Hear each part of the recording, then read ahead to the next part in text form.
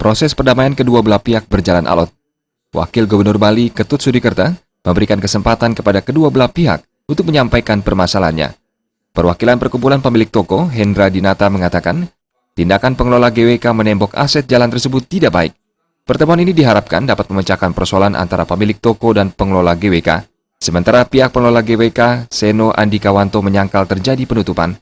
Sejak 2013, pengelola GWK mencoba bekerja sama dengan pemilik toko, namun tidak kunjung terjadi kesepakatan. Menanggapi pernyataan yang diberikan oleh kedua pihak, Wakil Gubernur Bali, Ketut Sudikerta, mengatakan, kedua pihak berada dalam satu kawasan sehingga terdapat fasilitas umum dan fasilitas sosial seperti diamanatkan Undang-Undang Perumahan dan Kawasan Nomor 1 Tahun 2011. Wagub mempertanyakan apakah pengelola GWK telah menyerahkan 30% kawasan tersebut untuk dijadikan fasum dan fasos kepada pemerintah. Dengan adanya fasum dan fasos, pihak pengelola tidak punya hak untuk melakukan penembokan. Untuk itu, Wagub meminta kedua pihak berdamai karena konflik ini telah condong merugikan. Terkait fasum dan fasos, pihak pengelola GWK tidak mampu memberikan tanggapan, sehingga kedua belah pihak sepakat menandatangani perdamaian.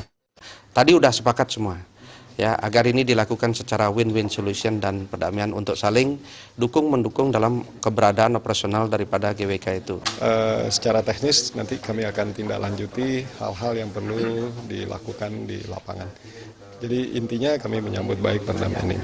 Dari pemerintah betul sekali menganggap tanggapan ini, hukumnya harus jelas dulu bahwa fasum, fasos harus lepas. Yang di tembok jalan itu harus dikembalikan seperti semula, fasum, fasos yang sudah terdahulu sudah dibikin tahun 2002. Menindaklanjuti perdamaian tersebut, Wakil Gubernur akan langsung terjun ke lokasi GWK. Raiswantara dan Indra Wijaya, Bali TV.